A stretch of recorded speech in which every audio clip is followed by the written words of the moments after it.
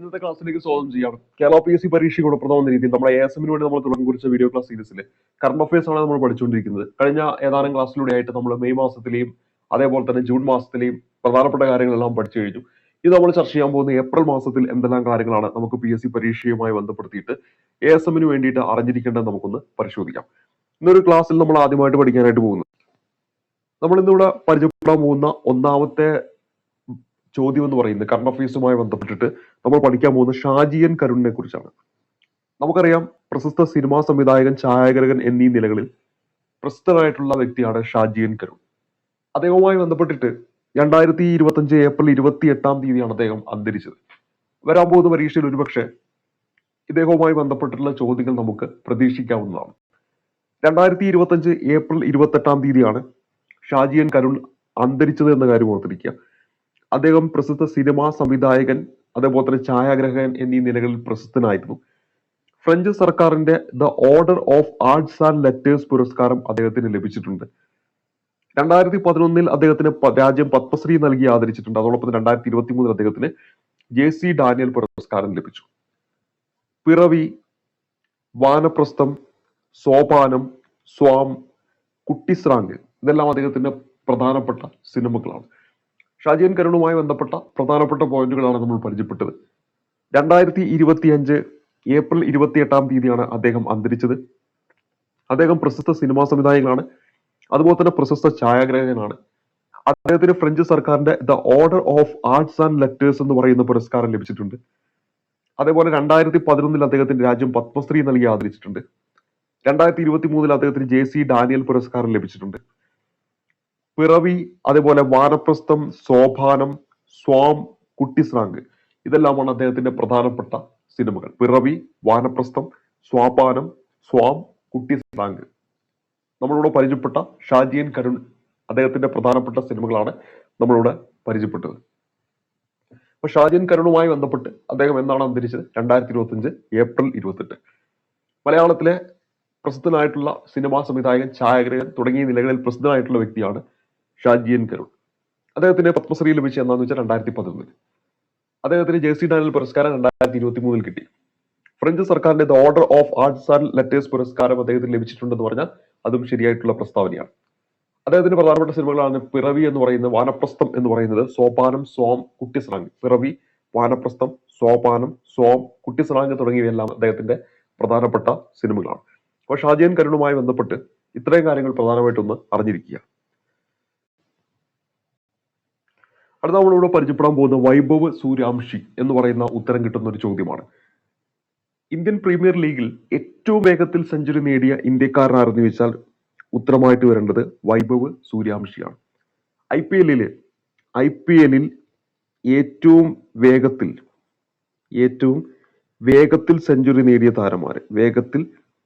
Century നേടിയ താരമാണ് നമ്മളിവിടെ പരിചയപ്പെടുന്ന വൈഭവ് സൂര്യവംശി. ഇദ്ദേഹം 35 പന്തിലാണ് സെഞ്ചുറി തികച്ചത്. 35 പന്തിലാണ് ഇദ്ദേഹം സെഞ്ചുറി തികച്ചത്. അപ്പൊ നമ്മളോട് പറഞ്ഞത് IPL-ൽ ഏറ്റവും വേഗത്തിൽ സെഞ്ചുറി നേടിയ ഇന്ത്യക്കാരനായിരുന്നു വെച്ചാൽ ഉത്തരമായിട്ട് വരേണ്ടത് വൈഭവ് സൂര്യവംശിയാണ്. അതുപോലെ IPL-ൽ സെഞ്ചുറി നേടുന്ന ഏറ്റവും പ്രായം കുറഞ്ഞ താരം എന്നൊരു പ്രത്യേകത ആർക്കുണ്ട്? വൈഭവ് സൂര്യവംശിക്കുണ്ട്. അപ്പൊ വൈഭവ് സൂര്യവംശിയുമായി ബന്ധപ്പെട്ട് IPL-ൽ ഏറ്റവും വേഗത്തിൽ സെഞ്ചുറി നേടിയ ഇന്ത്യക്കാരനാര്, അതേപോലെ തന്നെ IPL-ൽ സെഞ്ചുറി നേടുന്ന ഏറ്റവും പ്രായം കുറഞ്ഞ താരമാര്, ഈ രണ്ട് ചോദ്യങ്ങളുടെയും ഉത്തരമായിട്ട് വരേണ്ടത് വൈഭവ് സൂര്യവംശിയാണ്. 35 പന്തിലാണ് അദ്ദേഹം സെഞ്ചുറി നേടിയത്. അവിടെ നമ്മൾ പരീക്ഷയിൽ ചോദിക്കാൻ സാധ്യതയുള്ള മറ്റൊരു ചോദ്യത്തിലേക്കാണ് നമ്മൾ വരുന്നത്. നിലവിൽ നമ്മുടെ സുപ്രീം കോടതിയുടെ 52ാമത് ചീഫ് ജസ്റ്റിസ് ആയിട്ട് ചുമതലയേറ്റത് ആരെന്ന് ചോദിക്കാം. സുപ്രീം കോടതിയുടെ നിലവിലെ ചീഫ് ജസ്റ്റിസ് ആരെന്നൊരു ചോദ്യം നമുക്ക് പ്രതീക്ഷിക്കാം. ഓൾറെഡി നമ്മുടെ പരീക്ഷയിൽ ചോദിച്ചുകൊണ്ടിരിക്കുന്നതുമാണ്. ഇവിടെ നമ്മൾ ഉത്തരമായിട്ട് വരേണ്ടത് ജസ്റ്റിസ് BR ഗവായി എന്നാണ് ഉത്തരമായിട്ട് വരേണ്ടത്. ജസ്റ്റിസ് BR ഗവായി എന്നാണ് ഉത്തരമായിട്ട് വരിക. അപ്പൊ ആരാണ് ജസ്റ്റിസ് BR ഗവായി എന്ന് വെച്ചാൽ സുപ്രീം കോടതിയുടെ നിലവിലെ ചീഫ് ജസ്റ്റിസ് ആണ്. ഈ അദ്ദേഹം എത്രാമത്തെ ചീഫ് ജസ്റ്റിസ് ആണെന്ന് വെച്ചാൽ 52ാമത് ഈ ഒരു പദവിയിലേക്ക് എത്തുന്ന ചീഫ് ജസ്റ്റിസ് ആണെന്ന കാര്യം കൂടി ഓർത്തിരിക്കുക. അപ്പൊ സുപ്രീം കോടതിയുടെ 52ാമത് ചീഫ് ജസ്റ്റിസ് ആയിട്ട് നിയമിതനായത് ആരെന്ന് വെച്ച ഉത്തരമായിട്ട് വരേണ്ടത് ജസ്റ്റിസ് BR ഗവായി ആണ്. ഇതിനു മുമ്പ് ആരായിരുന്നു? സഞ്ജീവ് ഖന്നയായിരുന്നു. 51ാമത് ആരാന്ന് വെച്ചിട്ടുണ്ടെങ്കിൽ അവിടെ ഉത്തരമായിട്ട് വരേണ്ടത് സഞ്ജീവ് ഖന്നയാണ്. അപ്പൊ 51ാമത് ആരാന്ന് വെച്ചിട്ടുണ്ടെങ്കിൽ ഉത്തരമായിട്ട് വരേണ്ടത് സഞ്ജീവ് ഖന്നയാണ്. അപ്പൊ അദ്ദേഹം വിരമിച്ചു. ആ ഒരു പോസ്റ്റിലേക്ക് വന്നിരിക്കുന്ന വ്യക്തിയാണ് ആര്? BR ഗവായി എന്ന പേര് ഓർത്തിരിക്കുക. അപ്പൊ നമ്മുടെ ചോദ്യം എന്താണ്? നിലവിലെ സുപ്രീം കോടതിയുടെ ചീഫ് ജസ്റ്റിസ് ആരാണ്? ഉത്തരമായിട്ട് വരേണ്ടത് BR ഗവായി ആണ്. സുപ്രീം കോടതിയുടെ ചീഫ് ജസ്റ്റിസ് ആയിട്ട് 52ാമത് ആ ഒരു പദവിയിലേക്ക് എത്തുന്ന വ്യക്തിയാണ് ജസ്റ്റിസ് BR ഗവായി എന്ന പേര് ഓർത്തിരിക്കുക. അതേപോലെ തന്നെ 51ാമത്തെ ആരെന്ന് ചോദിച്ചാൽ സഞ്ജീവ് ഖന്നയാണ്. അദ്ദേഹമാണ് ഇതിനു മുമ്പ് ഉണ്ടായിരുന്നത്. മലയാളിയായ ജസ്റ്റിസ് KG ബാലകൃഷ്ണന് ശേഷം ഇന്ത്യൻ ജുഡീഷ്യറിയുടെ പരമോന്നത പദവിയിലെത്തുന്ന രണ്ടാമത്തെ ദളിത് വിഭാഗത്തിൽപ്പെട്ട ജഡ്ജി എന്നൊരു പ്രത്യേകതയും ഇദ്ദേഹത്തിനുണ്ട്. അപ്പൊ ഈ ഒരു പദവിയിലെത്തുന്ന രണ്ടാമത്തെ ദളിത് വിഭാഗത്തിലെ വ്യക്തി എന്നൊരു പ്രത്യേകതയും ഇദ്ദേഹത്തിനുണ്ട്. അപ്പൊ ഒന്നാമത്തെ ആരെന്ന് വെച്ചാൽ നമ്മുടെ മലയാളിയായിട്ടുള്ള KG ബാലകൃഷ്ണനാണ്. മലയാളിയായിട്ടുള്ള ഏക സുപ്രീം കോടതി ചീഫ് ജസ്റ്റിസ് ആരെന്നൊക്കെ ചോദിച്ചാൽ അവിടെ ഉത്തരമായിട്ട് വരുന്നത് KG ബാലകൃഷ്ണനാണ്. KG ബാലകൃഷ്ണൻ. അപ്പൊ ഇദ്ദേഹമാണ് ആദ്യമായിട്ട് ഈ പറയുന്ന സുപ്രീം കോടതിയുടെ ചീഫ് ജസ്റ്റിസ് പദവിയിലെത്തിയ ദളിത് വിഭാഗത്തിൽ നിന്നുള്ള വ്യക്തി. രണ്ടാമത്തെ വ്യക്തിയാണ് ആര്? BR ഗവായി എന്ന പേര് ഓർത്തിരിക്കുക. ഇവിടെ നമ്മൾ ഓർത്തിരിക്കേണ്ട കാര്യങ്ങൾ ഇത്രയെല്ലാമാണ്. ഒന്ന്, നിലവിൽ സുപ്രീം കോടതിയുടെ ചീഫ് ജസ്റ്റിസ് ആരെന്ന് ചോദിക്കും. ഉത്തരമായിട്ട് വരേണ്ടത് BR ഗവായി. സുപ്രീം കോടതിയുടെ എത്രാമത് ചീഫ് ജസ്റ്റിസ് ആണെന്ന് ചോദിച്ചാൽ 52ാമത്.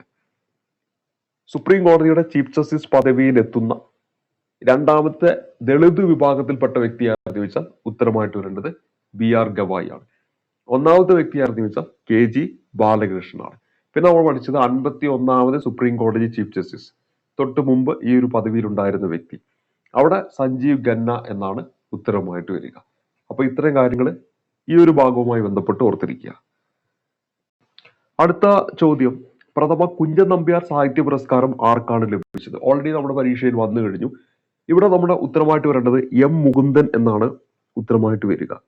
M മുകുന്ദനാണ് പ്രഥമ കുഞ്ചൻ നമ്പ്യാർ സാഹിത്യ പുരസ്കാരം ലഭിച്ചത്. ഇതിന്റെ സമ്മാനത്തുക എന്ന് പറയുന്നത് 25,000 രൂപയാണ്. ഇതിന്റെ സമ്മാനത്തുക 25,000 രൂപയാണ്. ഇത് എന്നാണ് നൽകുന്നത് എന്ന് ചോദിച്ചിട്ടുണ്ടെങ്കിൽ കുഞ്ചൻ ദിനത്തിനാണ്. അപ്പൊ കുഞ്ചൻ ദിനം എന്നാണ് പരീക്ഷയ്ക്ക് പലപ്പോഴായിട്ട് ചോദിക്കാറുണ്ട്. കുഞ്ചൻ ദിനത്തിനാണ് ഇത് നൽകുന്നത്. കുഞ്ചൻ ദിനം എന്ന് പറയുന്നത് മെയ് മാസം 5-ാം തീയതിയാണ്. ഡിസംബർ 31 തുഞ്ചത്തെഴുത്തച്ഛനുമായി ബന്ധപ്പെട്ടതാണെങ്കിൽ ഇവിടെ കുഞ്ചൻ ദിനമാണ്. അത് മെയ് 5-ാം തീയതിയാണെന്ന കാര്യം ഓർത്തിരിക്കുക. അപ്പൊ പറഞ്ഞ കാര്യങ്ങൾ ഓൾറെഡി പരീക്ഷയിൽ വന്നതാണ്. പ്രഥമ കുഞ്ചൻ നമ്പ്യാർ സാഹിത്യ പുരസ്കാരം ലഭിച്ചത് ആർക്ക്? പ്രഥമ കുഞ്ചൻ നമ്പ്യാർ സാഹിത്യ പുരസ്കാരം ലഭിച്ചത് M മുകുന്ദനാണ്. M മുകുന്ദനാണ്. അതേപോലെ സമ്മാനത്തുക ചോദിച്ചാൽ 25,000 രൂപയാണ്. അതേപോലെ കുഞ്ചൻ ദിനം എന്നാന്ന് വെച്ചാൽ കുഞ്ചൻ ദിനം മെയ് 5-ാം തീയതി. അപ്പൊ കുഞ്ചൻ എന്ന് പറയുമ്പോൾ അവിടെ 5 കുഞ്ച് അങ്ങനെ നമുക്ക് കണക്ട് ചെയ്യാൻ പറ്റും. 5-ാം മാസമാണ് മെയ്, 5-ാം ദിനം, അതും കൂടെ ഓർത്തിരിക്കുക. ഇവിടെ നമ്മൾ പരിചയപ്പെട്ടത് പ്രഥമ കുഞ്ചൻ നമ്പ്യാർ സാഹിത്യ പുരസ്കാരം ലഭിച്ച ആർക്കാണ്? M മുകുന്ദനാണ് കുഞ്ചൻ നമ്പ്യാർ സാഹിത്യ പുരസ്കാരം കിട്ടിയത്. ആദ്യത്തെ സാഹിത്യ പുരസ്കാരമാണ്. അതേപോലെ സമ്മാനത്തുക വെച്ചാൽ 25,000 രൂപ. എന്നാണ് നൽകുന്നതെന്ന് വെച്ചാൽ കുഞ്ചൻ ദിനത്തിനാണ്. കുഞ്ചൻ ദിനം എന്നാന്ന് വെച്ചാൽ മെയ് മാസം 5-ാം തീയതിയാണെന്ന കാര്യം ഓർത്തിരിക്കുക. അപ്പോൾ ആ കുഞ്ചൻ ദിനം പലപ്പോഴും PSC പരീക്ഷയിലൊക്കെ കലാസാഹിത്യം ആ ഒരു മേഖലയിലൊക്കെ എടുത്ത് ചോദിക്കാറുണ്ട്. ഉത്തരമായിട്ട് വരേണ്ടത് മെയ് 5-ാം തീയതിയാണ്. ഈ പ്രധാനപ്പെട്ട ഒരു തീയതിയാണ് നമ്മളിവിടെ പരിചയപ്പെടുന്നത്. നമ്മൾ ഓൾറെഡി പരിചയപ്പെട്ടതാണ്. 2025 മെയ് 2-ാം തീയതി വരാൻ പോകുന്ന പരീക്ഷയിലൊക്കെ ചോദിക്കാൻ സാധ്യതയുള്ള ഒരു തീയതിയാണ്.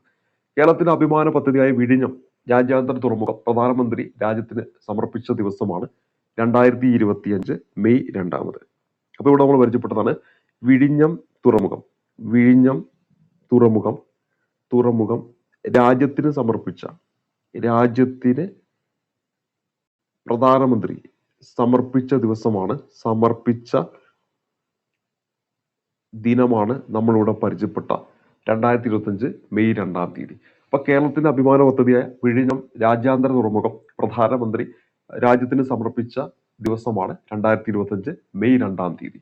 2025 മെയ് 2-ാം തീയതി. അടുത്ത ചോദ്യമായിട്ട് ഇവിടെ നൽകിയിരിക്കുന്നത് ദേശീയ ഉപദേശക സമിതിയുടെ പുതിയ ചെയർമാൻ ആരെന്നാണ് നമ്മുടെ ചോദ്യം. ദേശീയ ഉപദേശക സമിതിയുടെ പുതിയ ചെയർമാൻ ആരെന്നാണ് നമ്മുടെ ചോദ്യമായിട്ട് തന്നിരിക്കുന്നത്. ഇവിടെ ഈ ഒരു ചോദ്യത്തിന്റെ ഉത്തരമായിട്ട് വരുന്ന അലോക് ജോഷിയാണ്. നമ്മുടെ ദേശീയ ഉപദേശക സമിതിയുടെ പുതിയ ചെയർമാൻ ആരെന്ന് ചോദിച്ചാൽ ഉത്തരമായിട്ട് വരേണ്ടത് അലോക് ജോഷിയാണ്. അപ്പൊ ദേശീയ ഉപദേശക സമിതിയുടെ പുതിയ ചെയർമാൻ ആരെന്ന് വെച്ചാൽ ഉത്തരമായിട്ട് വരേണ്ടത് അലോക് ജോഷിയാണ്. അപ്പൊ ദേശീയ ഉപദേശക സമിതിയുടെ പുതിയ ചെയർമാൻ ആര്? അലോക് ജോഷിയാണ്. അലോക് ജോഷിയാണ് ദേശീയ ഉപദേശക സമിതിയുടെ പുതിയ ചെയർമാൻ ആരെന്ന് ചോദിച്ചാൽ അലോക് ജോഷി എന്നാണ് ഉത്തരമായിട്ട് വരുന്നത്. അലോക് ജോഷി എന്നാണ് ഉത്തരമായിട്ട് വരേണ്ടത്. അപ്പൊ ദേശീയ ഉപദേശക സമിതിയുടെ പുതിയ ചെയർമാൻ അലോക് ജോഷി.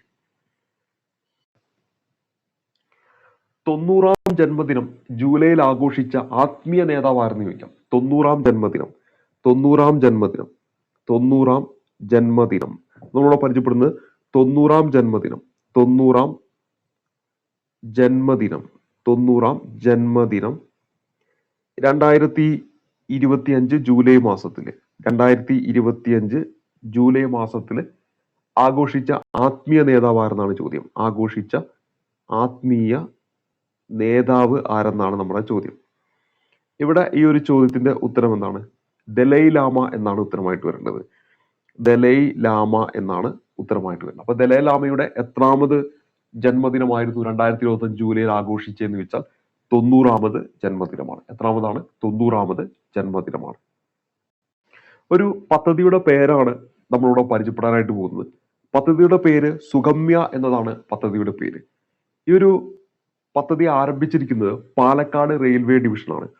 ഈ ഒരു പദ്ധതിക്ക് തുടക്കം കുറിക്കുന്നത് പാലക്കാട് റെയിൽവേ ഡിവിഷനാണ്. പാലക്കാട് റെയിൽവേ ഡിവിഷനാണ് ഈ ഒരു പദ്ധതിക്ക് തുടക്കം കുറിച്ചിരിക്കുന്നത്. എന്താണ് ഈ ഒരു പദ്ധതിയിലൂടെ ലക്ഷ്യം വെക്കുന്നതെന്ന് വെച്ചാൽ ഭിന്നശേഷിക്കാർക്ക് മെച്ചപ്പെട്ട യാത്രാ സൗജന്യം ഒരുക്കാനായിട്ടുള്ള ഒരു പദ്ധതിയാണ് ഈ പറയുന്ന സുഗമ്യ എന്ന് പറയുന്ന പദ്ധതി. അപ്പൊ ഭിന്നശേഷിക്കാർക്ക് മെച്ചപ്പെട്ട യാത്രാ സൗകര്യമൊക്കെ ഒരുക്കുക. അപ്പൊ ഇവിടെ ഭിന്നശേഷിക്കാർക്ക്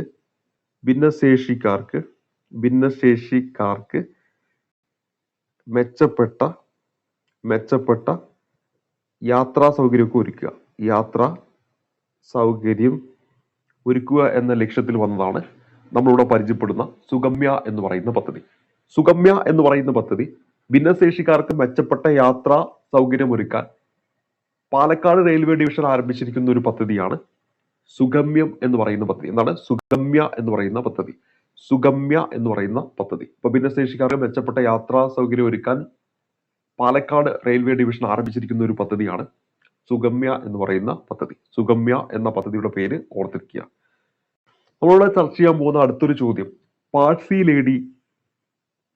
ലേഡി തൃക്കോട്ട തിരുനാൾ ഉമയമ്മ തമ്പുരാട്ടിയുടെ രേഖാചിത്രം.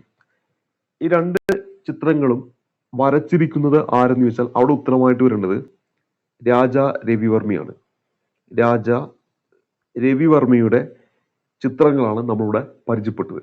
രാജാ രവിവർമ്മയുടെ ചിത്രങ്ങളാണ് നമ്മളിവിടെ പരിചയപ്പെട്ടത്. അപ്പൊ ഇവിടെ ഇത് വാർത്തയിൽ ഇടം പിടിക്കാൻ കാരണം എന്താണെന്ന് വെച്ചാൽ രാജാ രവിവർമ്മയുടെ ഇതുവരെ പ്രദർശിപ്പിച്ചിട്ടില്ലാത്ത ചിത്രങ്ങളാണ് പാഴ്സി ലേഡിയും തൃക്കോട്ട തിരുനാൾ ഉമയമ്മ തമ്പുരാട്ടിയുടെ രേഖാചിത്രവും. രാജാ രവിവർമ്മ വരച്ചിട്ടുള്ള ഇതുവരെ പ്രദർശിപ്പിച്ചിട്ടില്ലാത്ത ചിത്രങ്ങളാണ് പാഴ്സി ലേഡി, തൃക്കോട്ട തിരുനാൾ ഉമയമ്മ തമ്പുരാട്ടിയുടെ രേഖാചിത്രം. രാജാ രവിവർമ്മയുടെ 175-ാം ജന്മവാർഷികത്തോടനുബന്ധിച്ച് കിളിമാനൂർ കൊട്ടാരം ട്രസ്റ്റ് പ്രദർശിപ്പിക്കാൻ തീരുമാനിച്ചിരിക്കുന്ന ചിത്രങ്ങളാണ് നമ്മളിവിടെ പരിചയപ്പെട്ടിരിക്കുന്ന പാഴ്സി ലേഡിയും തൃക്കോട്ട തിരുനാൾ ഉമയമ്മ തമ്പുരാട്ടിയുടെ രേഖാചിത്രം. ഇപ്പൊ പാഴ്സി ലേഡി എന്ന് പറയുന്ന ചിത്രം ആരുടെയാന്ന് ചോദിക്കാം. ഉത്തരമായിട്ട് വരേണ്ടത് രാജാ രവിവർമ്മ. തൃക്കോട്ട തിരുനാൾ ഉമയമ്മ തമ്പുരാട്ടിയുടെ രേഖാചിത്രം ആരുടെയാണ്? രാജാ രവിവർമ്മയാണ് അതും വരച്ചിരിക്കുന്നത്. അപ്പൊ 175-ാം ജന്മവാർഷികത്തോടനുബന്ധിച്ച് കിളിമാനൂർ കൊട്ടാരം ട്രസ്റ്റ് പ്രദർശിപ്പിക്കാൻ തീരുമാനിച്ച രാജാ രവിവർമ്മയുടെ ഇതുവരെ പ്രദർശിപ്പിച്ചിട്ടില്ലാത്ത ചിത്രങ്ങളാണ് പാഴ്സി ലേഡിയും തൃക്കോട്ട തിരുനാൾ ഉമയമ്മ തമ്പുരാട്ടിയുടെ രേഖാചിത്രവും എന്ന കാര്യം ഓർത്തിരിക്കുക. അപ്പൊ പാഴ്സി ലേഡി, തൃക്കോട്ട തിരുനാൾ ഉമയമ്മ തമ്പുരാട്ടിയുടെ രേഖാചിത്രം രാജാ രവിവർമ്മ വരച്ചിട്ടുള്ളതാണ്. ഇതുവരെ അത് പ്രദർശിപ്പിച്ചിട്ടില്ല. എന്നാൽ അദ്ദേഹത്തിന്റെ 175-ാം ജന്മവാർഷികത്തോടനുബന്ധിച്ച് കിളിമാനൂർ കൊട്ടാരം ട്രസ്റ്റ് പ്രദർശിപ്പിക്കാനായിട്ട് തീരുമാനിച്ചിരിക്കുകയാണ് പാഴ്സി ലേഡി, തൃക്കോട്ട തിരുനാൾ ഉമയമ്മ തമ്പുരാട്ടിയുടെ രേഖാചിത്രം എന്നിവ.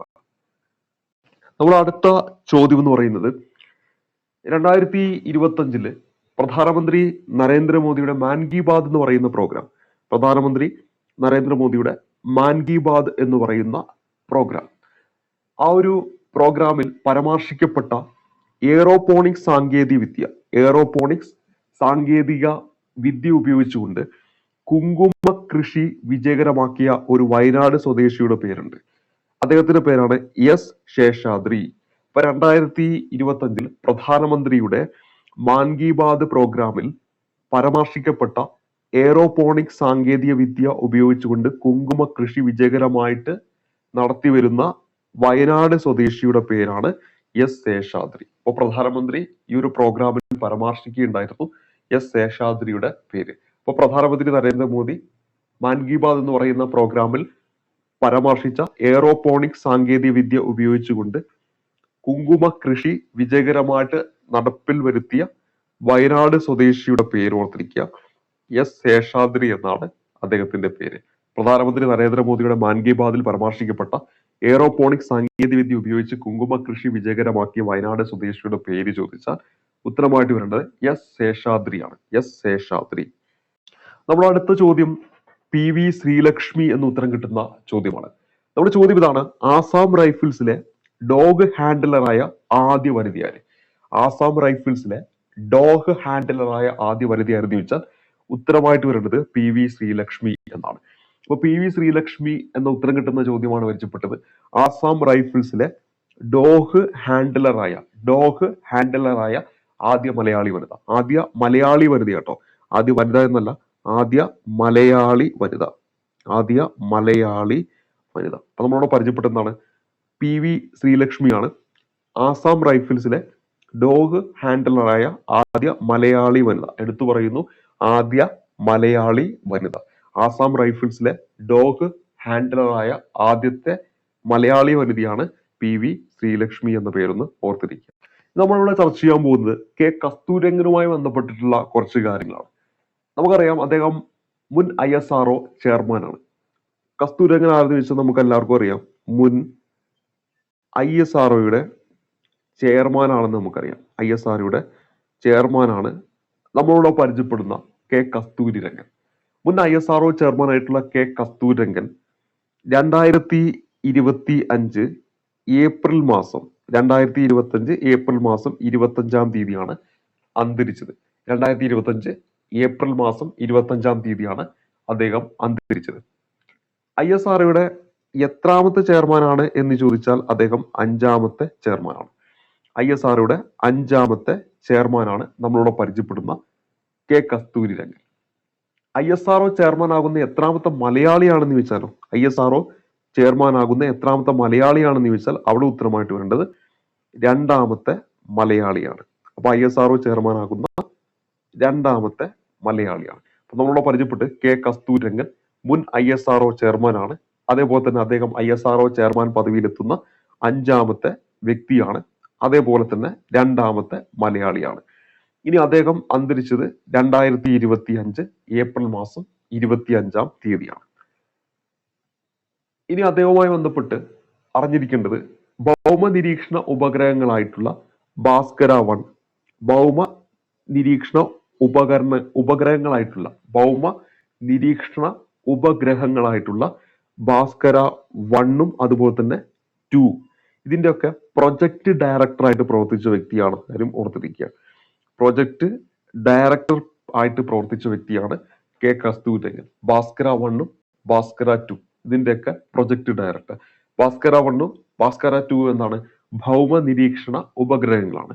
അതുകൂടാതെ ഇൻസാറ്റ് 2, IRS-1A, IRS-1B എന്നീ സാറ്റലൈറ്റുകളുടെ നിർമ്മാണത്തിന് അദ്ദേഹം എന്ത് ചെയ്തിട്ടുണ്ട്? നേതൃത്വം വഹിക്കുകയും ചെയ്തിട്ടുണ്ട്.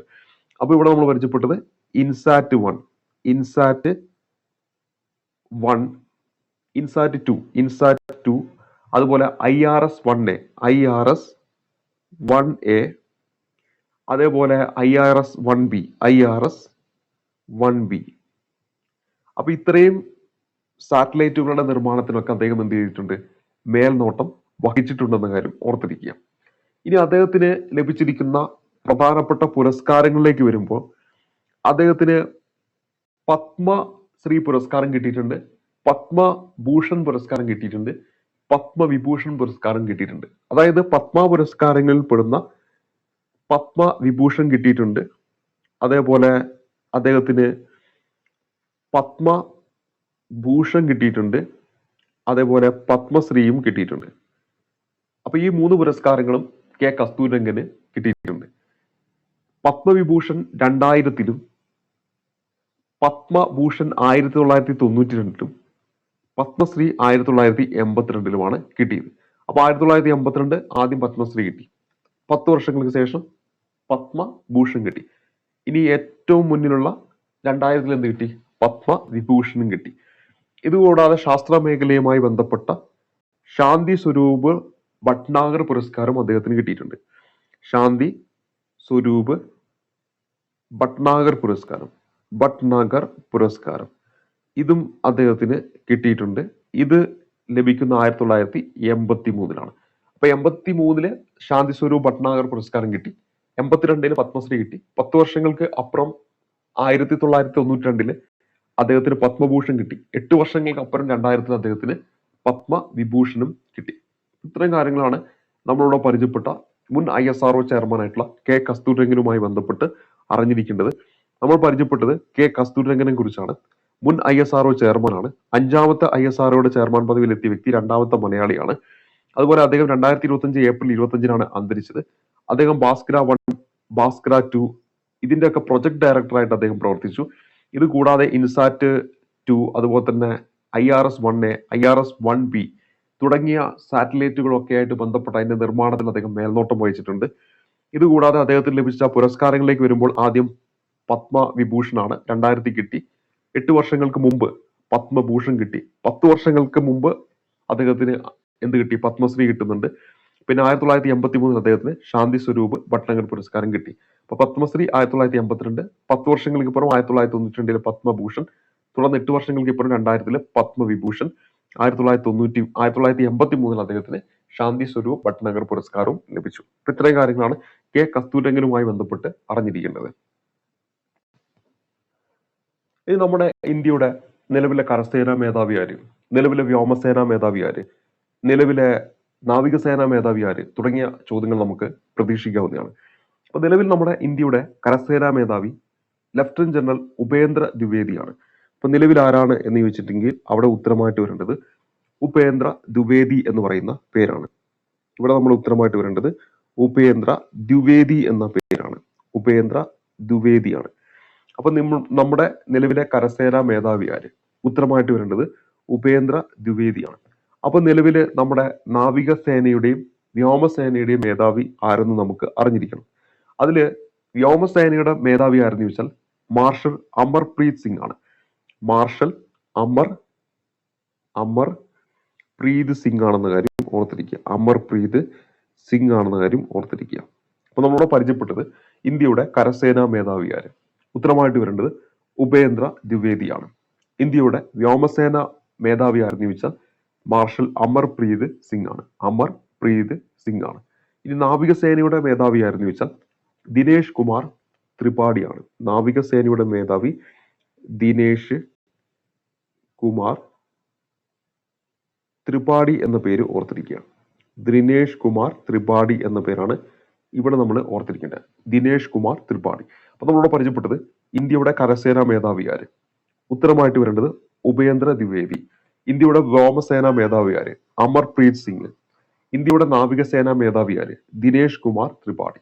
ഇപ്പൊ ഇവിടെ നമ്മൾ പരിചയപ്പെട്ടു ഇന്ത്യയുടെ സായുധ സേന മേധാവികളുടെ പേരുകളാണ്. കരസേനയിൽ ആരാണ്? ഉപേന്ദ്ര ദ്വിവേദി. വ്യോമസേനയിൽ ആരാണ്? അമർപ്രീത് സിംഗ്. നാവികസേനയിൽ ആരാന്ന് വെച്ചാൽ ദിനേശ് കുമാർ ത്രിപാഠിയാണ്. ഇതിന്റെ കൂടെ തന്നെ ഓർത്തിരിക്കേണ്ട മറ്റൊന്നാണ് chief of defence staff. Chief of defence staff പദവിയിൽ ആരെന്ന് ചോദിക്കും. Chief of defence staff.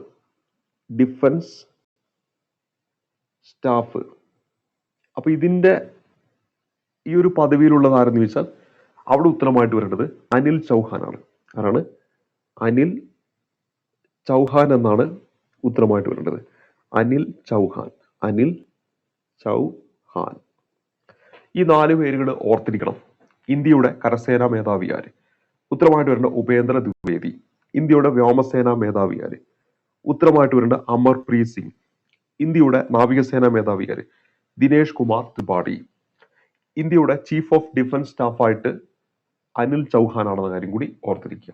അപ്പോൾ നമ്മൾ പറഞ്ഞത് ഇന്ത്യയുമായി ബന്ധപ്പെടുത്തിയിട്ട് ഇന്ത്യയുടെ കരസേനാ മേധാവി ഉപേന്ദ്ര ദ്വിവേദി, ഇന്ത്യയുടെ വ്യോമസേനാ മേധാവി അമർപ്രീത് സിംഗ്, ഇന്ത്യയുടെ നാവികസേനാ മേധാവി ദിനേഷ് കുമാർ ത്രിപാഠി, ഇന്ത്യയുടെ chief of defence staff Anil Chauhan. ഇത്രയും കാര്യങ്ങളാണ് നമുക്കിവിടെ അറിഞ്ഞിരിക്കേണ്ടത്. ഇനി അടുത്തായിട്ട് നമ്മളിവിടെ പരിചയപ്പെടാൻ പോകുന്നത് ശ്രീനാരായണ ഗുരുവിന്റെ ഒരു വെങ്കല ശില്പം 8 അടി ഉയരത്തില് ഉണ്ണീക്കാനായി നിർമ്മിക്കുന്നുണ്ട്. അപ്പൊ ശ്രീനാരായണ ഗുരുവിന്റെ വെങ്കല ശില്പം, അതിന്റെ ഉയരം പറയുന്നത് 8 അടി ഉയരമാണ്. അത് നിർമ്മിക്കുന്ന ശില്പിയുടെ പേര് ഉണ്ണീക്കാനായി ആണ്. അപ്പൊ അദ്ദേഹം നിർമ്മിക്കുന്ന ഈ ഒരു ശില്പം എവിടെയാണെന്ന് വെച്ചാൽ ശ്രീനാരായണ ഗുരു സാംസ്കാരിക സമുച്ചയത്തിലാണ്, കൊല്ലം ജില്ലയിൽ. അപ്പൊ കൊല്ലം ജില്ലയിലെ ശ്രീനാരായണ ഗുരു സാംസ്കാരിക സമുച്ചയത്തിലാണ് 8 അടി ഉയരത്തിൽ ഉണ്ണീക്കാനായി ശ്രീനാരായണ ഗുരുവിന്റെ വെങ്കല ശില്പം നിർമ്മിക്കുന്നത്. അപ്പൊ 8 അടി ഉയരത്തിൽ ഉണ്ണീക്കാനായി നിർമ്മിക്കുന്ന ശ്രീനാരായണ ഗുരുവിന്റെ വെങ്കല ശില്പം എവിടെയാണ് സ്ഥാപിക്കുന്നത് എന്ന് ചോദിച്ചാൽ ശ്രീനാരായണ ഗുരു സാംസ്കാരിക സമുച്ചയം, കൊല്ലം ജില്ലയിലെ ശ്രീനാരായണ ഗുരു സാംസ്കാരിക സമുച്ചയത്തിലാണ് ഉണ്ണീക്കാനായി നിർമ്മിക്കുന്ന 8 അടി ഉയരത്തിലുള്ള ശ്രീനാരായണ ഗുരുവിന്റെ വെങ്കല ശില്പം സ്ഥാപിക്കുന്നത്. നമ്മൾ അടുത്തായിട്ട് പരിചയപ്പെടാൻ പോകുന്നത് ലോഞ്ച് പാഡ് എന്ന് പറയുന്ന ഒരു ഓൺലൈൻ പ്ലാറ്റ്ഫോമിന്റെ പേരാണ്. ലോഞ്ച് പാഡ് എന്ന് പറയുന്നത് ഒരു ഓൺലൈൻ പ്ലാറ്റ്ഫോം ആണെന്ന കാര്യം ഓർത്തിരിക്കുക. ഒരു ഓൺലൈൻ പ്ലാറ്റ്ഫോമാണ്.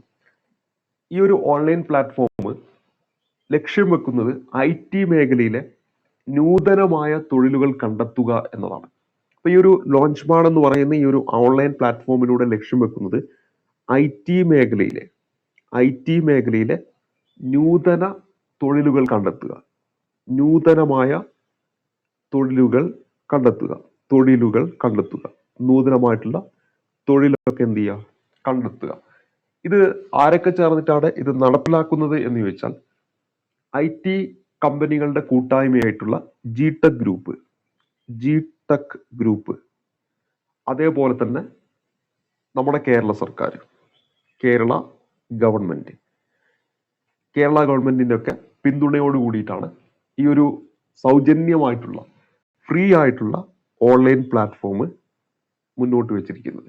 അപ്പൊ നമ്മളോട് പരിചയപ്പെട്ടത് IT മേഖലയിൽ നൂതനമായ തൊഴിലുകൾ കണ്ടെത്താൻ IT കമ്പനികളുടെ കൂട്ടായ്മയായ ജിടെക് ഗ്രൂപ്പ് സർക്കാരിന്റെ പിന്തുണയോടെ ആവിഷ്കരിച്ച സൗജന്യ ഓൺലൈൻ പ്ലാറ്റ്ഫോമാണ് എന്ത്, ലോഞ്ച് പാഡ് എന്ന് പറയുന്നത്.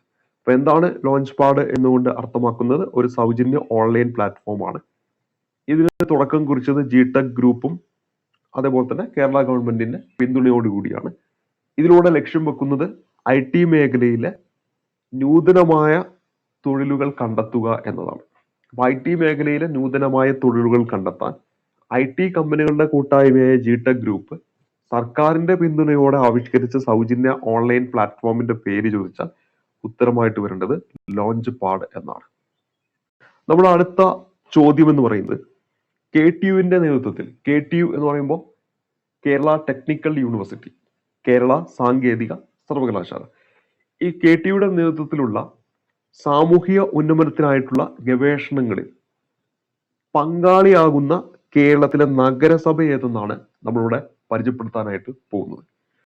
ഇവിടെ നമ്മുടെ ഉത്തരമായിട്ട് വരേണ്ടത് തൃക്കാക്കര നഗരസഭയാണ്. അപ്പൊ ഈ ഒരു ചോദ്യത്തിന്റെ ഉത്തരം എന്ന് പറയുന്നത് തൃക്കാക്കര നഗരസഭയാണെന്ന കാര്യം ഓർത്തിരിക്കുക. അപ്പൊ നമ്മൾ പരിചയപ്പെട്ട എന്താണ്, KTUവിന്റെ നേതൃത്വത്തിൽ സാമൂഹിക ഉന്നമനത്തിനായിട്ടുള്ള ഗവേഷണങ്ങളിൽ പങ്കാളിയാവുന്ന നഗരസഭ ഏത്? ഉത്തരമായിട്ട് വരേണ്ടത് തൃക്കാക്കര നഗരസഭയാണ്. അതോടൊപ്പം തന്നെ ആമസോൺ വെബ്സൈറ്റിന്റെ ഒരു സഹകരണവും ഇവിടെ ഉണ്ടെന്ന കാര്യം ഓർത്തിരിക്കുക. ആമസോൺ വെബ്സൈറ്റ് സർവീസിന്റെ ഒരു സഹകരണം കൂടിയുണ്ട് എന്ന കാര്യം കൂടി ഓർത്തിരിക്കുക. അപ്പൊ ആമസോൺ വെബ്സൈറ്റ് സർവീസിന്റെ ഒരു സഹകരണം കൂടി ഇവിടെയുണ്ട്. അപ്പൊ നമ്മളോട് പരിചയപ്പെട്ടത് എന്താണ്, KTUവിന്റെ നേതൃത്വത്തിൽ സാമൂഹിക ഉന്നമനത്തിനായുള്ള ഗവേഷണങ്ങളിൽ പങ്കാളിയാകുന്ന നഗരസഭ ഏത്? തൃക്കാക്കര നഗരസഭ. കൂടെ ആമസോൺ വെബ്സൈറ്റ് സർവീസിന്റെ സഹകരണവും ഉണ്ടെന്ന കാര്യം ഓർത്തിരിക്കുക. അപ്പൊ കേരള സാങ്കേതിക സർവകലാശാലയുടെ നേതൃത്വത്തിലുള്ള സാമൂഹിക ഉന്നമനത്തിനായിട്ടുള്ള ഗവേഷണങ്ങളിൽ പങ്കാളിയാകുന്ന നഗരസഭ ഏതാന്ന് ചോദിച്ചാൽ തൃക്കാക്കര നഗരസഭയാണ്. ആമസോൺ വെബ്സൈറ്റിന്റെ ഒരു പിന്തുണ കൂടി ഇതിനുണ്ടെന്ന കാര്യം കൂടി ഓർക്കുക. അവരുടെ ഒരു സഹകരണത്തോടു കൂടിയാണ് ഇത് നടപ്പിലാക്കുന്ന കാര്യം കൂടി ഓർത്തിരിക്കുക. അടുത്ത നമ്മൾ ചർച്ച ചെയ്യാൻ പോകുന്നത് മാർഗദീപം എന്ന് പറയുന്ന ഒരു പദ്ധതിയെ കുറിച്ചാണ്. അപ്പൊ എന്താണ് മാർഗദീപം എന്ന് പറയുന്ന പദ്ധതി? 1 മുതൽ 8 വരെ ക്ലാസ്സുകളിലെ ന്യൂനപക്ഷ വിദ്യാർത്ഥികൾക്കുള്ള പ്രീ മെട്രിക് സ്കോളർഷിപ്പ് പദ്ധതിയാണ്. അപ്പൊ നമ്മളിവിടെ ചർച്ച ചെയ്യാൻ പോകുന്ന മാർഗദീപം എന്ന് പറയുന്ന പദ്ധതി ഒരു പ്രീ മെട്രിക് സ്കോളർഷിപ്പ് പദ്ധതിയാണ്. എന്താണ് പ്രീ മെട്രിക് സ്കോളർഷിപ്പ് പദ്ധതിയാണെന്ന് കാര്യം ഓർത്തിരിക്കുക. പ്രീ മെട്രിക് സ്കോളർഷിപ്പ് പദ്ധതിയാണ്. അപ്പൊ ഇവിടെ ആർക്കാണ് ഈ ഒരു സ്കോളർഷിപ്പ് കിട്ടുന്നതെന്ന് വെച്ചിട്ടുണ്ടെങ്കിൽ ഒന്നാം ക്ലാസ് മുതൽ എട്ടാം ക്ലാസ് വരെയുള്ള ന്യൂനപക്ഷ വിദ്യാർത്ഥികൾക്കാണ്. ആർക്കാണ്? ന്യൂനപക്ഷ വിദ്യാർത്ഥികൾക്കാണ് ഈ പറയുന്ന സ്കോളർഷിപ്പ് ലഭിക്കുന്നത്. അപ്പൊ 1 മുതൽ 8 വരെ ക്ലാസ്സുകളിലെ ന്യൂനപക്ഷ വിദ്യാർത്ഥികൾക്കുള്ള പ്രീ മെട്രിക് സ്കോളർഷിപ്പ് ആണ് എന്നു പേരിൽ അറിയപ്പെടുന്നത്, മാർഗദീപം എന്ന പേരിൽ അറിയപ്പെടുന്നത്. അപ്പൊ 1 മുതൽ 8 വരെ ക്ലാസ്സുകളിലെ ന്യൂനപക്ഷ വിദ്യാർത്ഥികൾക്കുള്ള പ്രീ മെട്രിക് സ്കോളർഷിപ്പ് എന്ത് പേരിൽ അറിയപ്പെടുന്നു എന്ന് ചോദിച്ചാൽ ഉത്തരമായിട്ട് വരേണ്ടത് മാർഗദീപം എന്ന പേരിലാണ് അറിയപ്പെടുന്നത്. അടുത്ത ഒരു ചോദ്യമാണ് മഹിളാ സംവാദ് ക്യാമ്പയിൻ. മഹിളാ സംവാദ് ക്യാമ്പയിൻ ലക്ഷ്യം വെക്കുന്നത് സ്ത്രീ ശാക്തീകരണമാണ്. അപ്പൊ ഇതിലൂടെ ലക്ഷ്യം വെക്കുന്നത് സ്ത്രീ ശാക്തീകരണമാണ്. അപ്പൊ ഇവിടെ നമ്മുടെ ചോദ്യം, സ്ത്രീ ശാക്തീകരണം വർദ്ധിപ്പിക്കുന്നതിനായിട്ട് മഹിളാ സംവാദ് ക്യാമ്പയിൻ ആരംഭിച്ച സംസ്ഥാനം ഏതെന്നാണ് നമ്മുടെ ചോദ്യം. ഇവിടെ ഉത്തരമായിട്ട് വരേണ്ടത് ബീഹാർ എന്നാണ്. ഏത് സംസ്ഥാനത്താണ്? ബീഹാറിലാണ് ഇത് ആരംഭിച്ചിരിക്കുന്നത്. അപ്പൊ മഹിളാ സംവാദ് ക്യാമ്പയിൻ സ്ത്രീ ശാക്തീകരണം വർദ്ധിപ്പിക്കുന്നതിനായിട്ട് തുടക്കം കുറിച്ചതാണ്. ഇത് ബീഹാറിലാണ് തുടക്കം കുറിച്ചത് എന്ന കാര്യം ഓർത്തിരിക്കുക. നമ്മുടെ അടുത്ത ചോദ്യം എന്ന് പറയുന്നത് 2025 ദേശീയ പഞ്ചായത്ത് പുരസ്കാരങ്ങളിൽ പഞ്ചായത്ത് ക്ഷേമത നിർമ്മാൺ സർവോത്തം സംസ്ഥൻ പുരസ്കാരം ലഭിച്ചത് ഏത് സ്ഥാപനത്തിനാണെന്നൊക്കെ ചോദിക്കാം. അപ്പൊ ഇവിടെ നമ്മൾ പരിചയപ്പെട്ടത് 2025 ദേശീയ പഞ്ചായത്ത് പുരസ്കാരങ്ങളിൽ പെടുന്ന പഞ്ചായത്ത് ക്ഷേമത നിർമ്മാൺ സർവോത്തം സംസ്ഥൻ പുരസ്കാരം ലഭിച്ചത് നമ്മുടെ കേരളത്തിലെ കിലയ്ക്കാണ്. ആർക്കാണ്? കേരളത്തിലെ കില എന്ന് പറയുന്ന സ്ഥാപനത്തിനാണ്. അപ്പൊ ഈ ഒരു പുരസ്കാരം ലഭിച്ചിരിക്കുന്നത് കില എന്ന് പറയുന്ന സ്ഥാപനത്തിനാണെന്ന കാര്യം ഓർത്തിരിക്കുക. Kerala institute of local administration എന്നതാണ് ഇതിന്റെ പൂർണ്ണരൂപം. Kerala institute of local administration.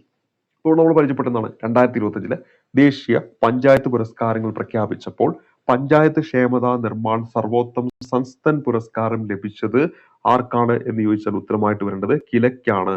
KILA, Kerala institute of local administration. Kerala institute of local administration. അപ്പൊ 2025 ദേശീയ പഞ്ചായത്ത് പുരസ്കാരങ്ങൾ പഞ്ചായത്ത് ക്ഷേമത നിർമ്മാൺ സർവോത്തം സംസ്ഥാൻ പുരസ്കാരം ലഭിച്ചത് കിലയ്ക്കാണെന്ന കാര്യം ഓർത്തിരിക്കുക. നമ്മൾ അടുത്തതായിട്ട് ഇവിടെ നൽകിയിരിക്കുന്നത് ബ്രിക്സ് ലാൻഡ് റീസ്റ്റോറേഷൻ പാർട്ണർഷിപ്പ്. ഇതെന്താണ് ഇതുകൊണ്ട് ഉദ്ദേശിക്കുന്നതെന്നാണ് നമ്മളിവിടെ പരിചയപ്പെടാനായിട്ട് പോകുന്നത്. നമ്മുടെ ഭൂമിയുടെ ഫലഭൂഷ്ഠത നഷ്ടപ്പെടുന്നതും അതുപോലെ ഭൂമിയുടെ നാശം ഇതൊക്കെ തടയുന്നതിനായിട്ട് ബ്രിക്സ് രാജ്യങ്ങൾ അടുത്തിടെ ആരംഭിച്ച സംരംഭമാണ് ബ്രിക്സ് ലാൻഡ് റീസ്റ്റോറേഷൻ പാർട്ണർഷിപ്പ് എന്ന് പറയുന്നത്. ബ്രിക്സ് ഭൂമി പുനഃസ്ഥാപന പങ്കാളിത്തം എന്ന് മലയാളത്തിൽ നമുക്ക് പറയാം. അപ്പൊ നമ്മുടെ ഭൂമിയുടെ ഫലഭൂഷ്ഠത നഷ്ടപ്പെടുന്നതും ഭൂമിയുടെ നാശവും തടയുന്നതിനൊക്കെ ആയിട്ട് ബ്രിക്സ് രാജ്യങ്ങൾ അടുത്തിടെ ആരംഭിച്ച ഒരു സംരംഭമാണ് എന്ത് പേരിൽ അറിയപ്പെടുന്നത്? BRICS land restoration partnership. BRICS ഭൂമി പുനഃസ്ഥാപന പങ്കാളിത്തം എന്ന് മലയാളത്തിലും പറയാം. അപ്പൊ ഭൂമിയുടെ ഫലഭൂഷ്ഠത നഷ്ടപ്പെടുന്നതും ഭൂമിയുടെ നാശവും തടയുന്നതിനായിട്ട് ബ്രിക്സ് രാജ്യങ്ങൾ അടുത്തിടെ ആരംഭിച്ച സംരംഭത്തിന്റെ പേര് വെച്ചാൽ ബ്രിക്സ് ലാൻഡ് റീസ്റ്റോറേഷൻ പാർട്ണർഷിപ്പ് എന്നാണ്. ബ്രിക്സ് ഭൂമി പുനഃസ്ഥാപന പങ്കാളിത്തം എന്ന് മലയാളത്തിൽ നമുക്കിതിനെ പറയാൻ പറ്റും. നമ്മുടെ ചോദ്യം ഇതാണ്, DPS ഫ്ലെമിംഗോ തടാകത്തെ സംരക്ഷണ റിസർവായിട്ട് ഈ അടുത്ത് ഔദ്യോഗികമായിട്ട് അംഗീകരിച്ച സംസ്ഥാനം ഏതാന്ന് ചോദിക്കും. അവിടെ നമ്മുടെ ഉത്തരമായിട്ട് വരേണ്ടത് മഹാരാഷ്ട്രയാണ്. അപ്പൊ DPS ഫ്ലെമിംഗോ തടാകം മഹാരാഷ്ട്രയുമായി ബന്ധപ്പെട്ടിരിക്കുന്നു. DPS ഫ്ലെമിംഗോ തടാകം ഈ അടുത്ത് മഹാരാഷ്ട്ര സംരക്ഷണ റിസർവായിട്ട് ഔദ്യോഗികമായിട്ട് പ്രഖ്യാപിച്ചിരിക്കുകയാണ്. DPS ഫ്ലെമിംഗോ തടാകത്തെ സംരക്ഷണ റിസർവായിട്ട് ഔദ്യോഗികമായിട്ട് പ്രഖ്യാപിച്ച സംസ്ഥാനം ചോദിച്ചാൽ മഹാരാഷ്ട്രയാണ്. DPS ഫ്ലെമിംഗോ തടാകത്തെ സംരക്ഷണ റിസർവായിട്ട് ഔദ്യോഗികമായിട്ട് പ്രഖ്യാപിച്ച സംസ്ഥാനം ഏതാണ്? മഹാരാഷ്ട്രയാണെന്ന് കാര്യം ഓർത്തിരിക്കുക. Life my story through history. Life my story through history എന്ന് പറയുന്നത് ആരുടെ ആത്മകഥ എന്നാണ് നമ്മുടെ ചോദ്യം. ഇത് ആരുടെ ആത്മകഥയാണെന്നാണ് ചോദ്യം. ഉത്തരമായിട്ട് വരേണ്ട ആരുടെയാണ്? ഫ്രാൻസിസ് മാർപ്പാപ്പയുടെ ആത്മകഥയാണ്. അപ്പൊ ആരുടെ ആത്മകഥയാണ്? ഫ്രാൻസിസ് മാർപ്പാപ്പയുടെ ആത്മകഥയാണ്. ഫ്രാൻസിസ് മാർപ്പാപ്പയുടെ ആത്മകഥയാണ് life my story through history. ചിലപ്പോൾ ലൈഫ് എന്ന് മാത്രമായിരിക്കും ചിലപ്പോൾ ഓപ്ഷൻ ഉണ്ടാവുക. Life my story through history എന്നാണ് പൂർണ്ണമായിട്ടുള്ള അതിന്റെ പേര്. ഇത് ഫ്രാൻസിസ് മാർപ്പാപ്പയുടെ ആത്മകഥയാണെന്ന് കാര്യം ഓർക്കുക. Life my story through history. അടുത്ത ചോദ്യം, ലോകത്തിലെ ആദ്യത്തെ കണിക എമിഷൻ ട്രേഡിംഗ് മാർക്കറ്റ് വരുന്ന എവിടെ നിന്നാണ് നമ്മുടെ ചോദ്യം. ലോകത്തിലെ ആദ്യത്തെ കണിക എമിഷൻ ട്രേഡിംഗ് മാർക്കറ്റ് വരുന്നത് എവിടെയാണെന്ന് ചോദിച്ചാൽ ഉത്തരമായിട്ട് വരേണ്ടത് ഗുജറാത്തിലാണെന്ന കാര്യം ഓർത്തിരിക്കുക. ഗുജറാത്തിലാണ് ഉത്തരമായിട്ട് വരിക. ലോകത്തിലെ ആദ്യത്തെ കണിക എമിഷൻ ട്രേഡിംഗ് മാർക്കറ്റ് എവിടെയാണെന്ന് വെച്ചാൽ ഉത്തരമായിട്ട് വരേണ്ടത് ഗുജറാത്തിലാണ്. ചേറ്റു ശങ്കരൻ നായർ അനുസ്മരണ ദിനം എന്നാന്ന് വേണമെങ്കിൽ പരീക്ഷയ്ക്ക് ചോദിക്കാം. നമുക്കറിയാം വാർത്തയിലൊക്കെ നല്ലോണം ഇടം പിടിച്ചിട്ടുണ്ടായിരുന്നു. ഇവിടെ ഉത്തരമായിട്ട് വരുന്നത് ഏപ്രിൽ മാസം 24-ാം തീയതിയാണ്. ഇന്ത്യൻ നാഷണൽ കോൺഗ്രസിന്റെ ഏക മലയാളി പ്രസിഡന്റാണ് ചേറ്റു ശങ്കരൻ നായർ എന്ന് നമുക്കറിയാം. അദ്ദേഹത്തിന്റെ അനുസ്മരണ ദിനമാണ് ഏപ്രിൽ 24. നമ്മൾ അടുത്തായിട്ട് പരിചയപ്പെടാൻ പോകുന്നത് ഭാരത് NCAP അല്ലെങ്കിൽ Bharat new car assessment programme. ഇടിയുടെ ആഘാതം പരിശോധിക്കുന്ന ക്രാഷ് ടെസ്റ്റുകളിലെ പ്രകടനം അടിസ്ഥാനമാക്കിയിട്ട് ട്രക്കുകൾക്കും അതുപോലെ ചരക്ക് വാഹനങ്ങൾക്കും റേറ്റിംഗ് നൽകുന്നതിനായിട്ട് ഇന്ത്യ സ്വന്തമായിട്ട് വികസിപ്പിച്ച ഒരു ക്രാഷ് ടെസ്റ്റാണ് എന്ത് പേരിൽ അറിയപ്പെടുന്നത്? ഭാരത് NCAP എന്ന് അറിയപ്പെടുന്ന അല്ലെങ്കിൽ Bharat new car assessment programme എന്ന് അറിയപ്പെടുന്ന ഇടിയുടെ ആഘാതം പരിശോധിക്കുന്ന ക്രാഷ് ടെസ്റ്റുകളിലെ പ്രകടനം അടിസ്ഥാനമാക്കി ട്രക്കുകൾക്കും അതുപോലെ ചരക്ക് വാഹനങ്ങൾക്കും റേറ്റിംഗ് നൽകുന്നതിനായിട്ട് നമ്മുടെ ഇന്ത്യ സ്വന്തമായിട്ട് വികസിപ്പിച്ച ഒരു ക്രാഷ് ടെസ്റ്റാണ് ഭാരത് NCAP അല്ലെങ്കിൽ Bharat new car assessment programme എന്ന് പറയുന്നത്. Bharat new car assessment programme എന്ന് പറയുന്നത്. നമ്മുടെ അടുത്ത ചോദ്യം എന്ന് പറയുന്നത് സെക്കൻഡിൽ ഏകദേശം 10 Gbps ഡൗൺലോഡ് വേഗതയുള്ള ലോകത്തിലെ ആദ്യത്തെ വാണിജ്യ 10G ഇന്റർനെറ്റ് നെറ്റ്വർക്ക് ആരംഭിച്ച രാജ്യം ഏതെന്നാണ് നമ്മുടെ ചോദ്യം. സെക്കൻഡിലെ ഏകദേശം 10 GB ഡൗൺലോഡ് വേഗതയുള്ള ലോകത്തിലെ ആദ്യത്തെ വാണിജ്യ 10G ഇന്റർനെറ്റ് നെറ്റ്വർക്ക് ആരംഭിച്ച രാജ്യം ഏതാണ്? ഔദ്യോഗികമായിട്ട് ആരംഭിച്ച രാജ്യം ഏതാന്ന് ചോദിച്ചാൽ ഉത്തരമായിട്ട് വരേണ്ട ഏതാണ്? ചൈനയാണ്. ഇവിടെ ഈ ഒരു ചോദ്യത്തിന്റെ ഉത്തരം എന്ന് പറയുന്നത് ചൈനയാണ്. അപ്പൊ നമ്മളോട് പറഞ്ഞെന്താണ്? സെക്കൻഡിൽ ഏകദേശം 10 GB ഡൗൺലോഡ് വേഗതയുള്ള ലോകത്തിലെ ആദ്യത്തെ വാണിജ്യ 10G ഇന്റർനെറ്റ് നെറ്റ്വർക്ക് ഔദ്യോഗികമായിട്ട് ആരംഭിച്ചത് ചൈനയിലാണെന്ന കാര്യം ഓർത്തിരിക്കുക. ഇന്ത്യയിലെ ആദ്യത്തെ ക്വാണ്ടം കമ്പ്യൂട്ടിംഗ് വില്ലേജ് ഏതെന്നാണ് നമ്മുടെ ചോദ്യം. ഇന്ത്യയിലെ ആദ്യത്തെ ക്വാണ്ടം കമ്പ്യൂട്ടിംഗ് വില്ലേജ് ഏതാണ്? അമരാവതിയാണ് ഉത്തരമായിട്ട് വരേണ്ടത്. അമരാവതിയാണ് ഇവിടെ നമ്മുടെ ഉത്തരമായിട്ട് വരേണ്ടത്. ഇന്ത്യയിലെ ആദ്യത്തെ ക്വാണ്ടം കമ്പ്യൂട്ടിംഗ് വില്ലേജ് അമരാവതി. ഇന്ത്യയിലെ ആദ്യത്തെ ക്വാണ്ടം കമ്പ്യൂട്ടിംഗ് വില്ലേജ് ചോദിച്ചാൽ ഉത്തരമായിട്ട് വരേണ്ടത് അമരാവതിയാണ്. അമരാവതിയാണ് ഇന്ത്യയിലെ ആദ്യത്തെ ക്വാണ്ടം കമ്പ്യൂട്ടിംഗ് വില്ലേജ്. നമ്മൾ പരിചയപ്പെടാൻ പോകുന്നത് കമ്മ്യൂണിക്കോർ എന്ന് പറയുന്ന ഒരു പദ്ധതിയാണ്. കമ്മ്യൂണിക്കോർ എന്ന് പറയുന്ന ഒരു പദ്ധതിയെ കുറിച്ചാണ് നമ്മൾ ചർച്ച ചെയ്യാനായിട്ട് പോകുന്നത്. ഈ ഒരു പദ്ധതി ആരുമായി ബന്ധപ്പെട്ടിരിക്കുന്നു വെച്ചാൽ കുടുംബശ്രീയുമായിട്ട് ബന്ധപ്പെട്ടിരിക്കുന്നു. കുടുംബശ്രീയുമായിട്ട് ബന്ധപ്പെട്ട പദ്ധതിയാണ്. അപ്പൊ കമ്മ്യൂണിക്കോർ എന്ന് പറയുന്ന പദ്ധതി കുടുംബശ്രീയുമായി ബന്ധപ്പെട്ടതാണ്. തദ്ദേശീയ ജനതയ്ക്കായിട്ട് ആഗോള ഭാഷയായിട്ടുള്ള ഇംഗ്ലീഷിൽ കഴിവുകൾ വർദ്ധിപ്പിക്കുകയും പുതിയ തൊഴിൽ മേഖലകളിലും ഉന്നത വിദ്യാഭ്യാസ മേഖലകളിലും അവരെ പുരോഗതിയിലേക്ക് നയിക്കുകയും ചെയ്യുക, ആ ഒരു ലക്ഷ്യവുമായി ബന്ധപ്പെടുത്തിയിട്ടാണ് കുടുംബശ്രീ ഈ ഒരു പദ്ധതി കൊണ്ടുവരുന്നത്. അപ്പൊ ഇംഗ്ലീഷിൽ കഴിവുകൾ വർദ്ധിപ്പിക്കാനായിട്ട് ഇംഗ്ലീഷിൽ കഴിവുകൾ എന്ത് ചെയ്യുക? കൂട്ടുക. കഴിവുകൾ കൂട്ടാനൊക്കെ ആയിട്ട് കുടുംബശ്രീ തുടക്കം കുറിച്ച ഒരു പദ്ധതിയാണ് ഏത്? കമ്മ്യൂണിക്കോർ എന്ന് പറയുന്ന പദ്ധതി. കമ്മ്യൂണിക്കോർ എന്ന് പറയുന്ന പദ്ധതി. അപ്പൊ കമ്മ്യൂണിക്കോർ എന്ന് പറയുന്ന പദ്ധതി ആരുമായി ബന്ധപ്പെട്ടിരിക്കുന്നു വെച്ചാൽ കുടുംബശ്രീയുമായി ബന്ധപ്പെട്ടിരിക്കുന്നു. തദ്ദേശീയ ജനതയ്ക്കായിട്ട് ആഗോള ഭാഷയായിട്ടുള്ള ഇംഗ്ലീഷിൽ കഴിവുകൾ വർദ്ധിപ്പിക്കാനായിട്ട് പുതിയ തൊഴിൽ മേഖലയിലും അതോടൊപ്പം ഉന്നത വിദ്യാഭ്യാസ മേഖലയിലൊക്കെ അവരെ പുരോഗതിയിലേക്ക് നയിക്കുക എന്ന ലക്ഷ്യത്തോടു കൂടി കുടുംബശ്രീ തുടക്കം കുറിച്ചിരിക്കുന്ന ഒരു പദ്ധതിയാണ് കമ്മ്യൂണിക്കോർ എന്ന് പറയുന്ന പദ്ധതി. തദ്ദേശീയ ജനതയ്ക്കായി ആഗോള ഭാഷയായ ഇംഗ്ലീഷിൽ കഴിവുകൾ വർദ്ധിപ്പിക്കുകയും പുതിയ തൊഴിൽ മേഖലകളിലും ഉന്നത വിദ്യാഭ്യാസ മേഖലകളിലും അവരെ പുരോഗതിയിലേക്ക് നയിക്കുകയും ചെയ്യുക എന്ന ലക്ഷ്യവുമായി കുടുംബശ്രീ നടപ്പിലാക്കിയ പദ്ധതിയുടെ പേര് ചോദിച്ചാൽ ഉത്തരമായിട്ട് വരേണ്ടത് കമ്മ്യൂണിക്കോർ എന്നാണ്. ഇത്തരത്തിലുള്ള പദ്ധതികളൊക്കെ PSC എടുത്ത് ചോദിക്കാറുണ്ട്. അതുകൊണ്ട് തന്നെ കൃത്യമായിട്ടൊന്ന് പഠിച്ചു വെക്കുക. അടുത്തായിട്ട് നമ്മൾ ചർച്ച ചെയ്യാൻ പോകുന്നത് ലിബിയോ ഉറു, ലിബിയോ ചെഗിഡോ. ഇതെന്താണെന്നാണ് നമ്മൾ ഇനി പഠിക്കാൻ പോകുന്നത്. പശ്ചിമഘട്ടത്തിൽ നിന്നും അടുത്തിടെ കണ്ടെത്തിയ 2 പുതിയ ഇനം മത്സ്യ ഇനങ്ങളാണ്. അപ്പൊ നമ്മളിവിടെ പരിചയപ്പെട്ടത് ലിബിയോ ഉറു അതുപോലെ ലിബിയോ ചെഗിഡോ. ലിബിയോ ഉറു, ലിബിയോ ചെഗിഡോ. ഇത് എന്താന്ന് വെച്ചിട്ടുണ്ടെങ്കിൽ മത്സ്യ ഇനങ്ങളാണ്. എന്താണ്? മത്സ്യ ഇനങ്ങളാണ് നമ്മളിവിടെ പരിചയപ്പെട്ട ലിബിയോ ഉറുവും അതുപോലെ ലിബിയോ ചെഗിഡോയും.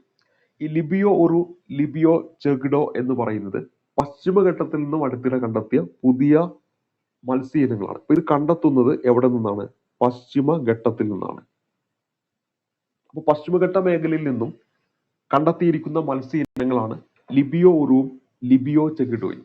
ലിബിയോ ഉറു, ലിബിയോ ചെഗിഡോ എന്നിവ നമ്മുടെ പശ്ചിമഘട്ട മേഖലയിൽ നിന്നും കണ്ടെത്തിയിരിക്കുന്ന മത്സ്യ ഇനങ്ങളാണെന്ന കാര്യം ഓർത്തിരിക്കുക. അടുത്ത നമ്മളിവിടെ ചർച്ച ചെയ്യാൻ പോകുന്ന കാർബൺ ക്രെഡിറ്റ് വിപണിയാണ്. കാർബൺ ക്രെഡിറ്റ് വിപണി.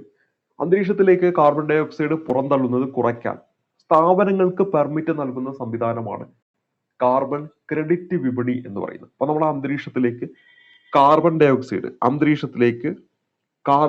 ഓക്സൈഡ് പുറന്തള്ളുന്നത് കുറയ്ക്കാനായിട്ട്, ഇപ്പൊ കാർബൺ ഡൈ ഓക്സൈഡ് നമ്മുടെ അന്തരീക്ഷത്തിലേക്ക് പുറന്തള്ളുന്നത് കുറയ്ക്കാൻ വേണ്ടിയിട്ട് സ്ഥാപനങ്ങൾക്ക് പെർമിറ്റ് നൽകുന്ന സംവിധാനമാണ് ഏതെന്ന് പറയുന്നത്? കാർബൺ ക്രെഡിറ്റ് വിപണി എന്ന് പറയുന്നത്. അന്തരീക്ഷത്തിലേക്ക് കാർബൺ ഡൈ ഓക്സൈഡ് പുറന്തള്ളുന്നത് കുറയ്ക്കാൻ സ്ഥാപനങ്ങൾക്ക് പെർമിറ്റ് നൽകുന്ന സംവിധാനമാണ് കാർബൺ ക്രെഡിറ്റ് വിപണി. അന്തരീക്ഷത്തിലേക്ക് കാർബൺ ഡൈ ഓക്സൈഡ് പുറന്തള്ളുന്നത് കുറയ്ക്കാൻ സ്ഥാപനങ്ങൾക്ക് പെർമിറ്റ് നൽകുന്ന സംവിധാനമാണ് ഏത്? കാർബൺ ക്രെഡിറ്റ് വിപണി എന്ന് പറയുന്നത്. നമ്മുടെ അടുത്ത ചോദ്യം, airports council international Asia Pacific and middle east. Airport council international Asia Pacific and middle east ഏർപ്പെടുത്തിയ ഗ്രീൻ എയർപോർട്ട് റെക്കഗ്നേഷൻ 2025 അന്താരാഷ്ട്ര അംഗീകാരം ലഭിച്ച എയർപോർട്ട് ഏതെന്നാണ് നമ്മുടെ ചോദ്യം. ഇവിടെ ഉത്തരമായിട്ട് വരേണ്ടത് കൊച്ചി ഇന്റർനാഷണൽ എയർപോർട്ട് ആണ്. സിയാലാണ്. കൊച്ചി ഇന്റർനാഷണൽ എയർപോർട്ട് ആണ്. അപ്പൊ ഇവിടെ നമ്മൾ പറഞ്ഞ എന്താണ്? നമ്മളിവിടെ പരിചയപ്പെട്ടത് airport council international Asia Pacific and middle east നൽകുന്ന ഗ്രീൻ എയർപോർട്ട് റെക്കഗ്നേഷൻ 2025 അന്താരാഷ്ട്ര അംഗീകാരം ലഭിച്ച എയർപോർട്ട് ഏതെന്നാണ് നമ്മുടെ ചോദ്യം.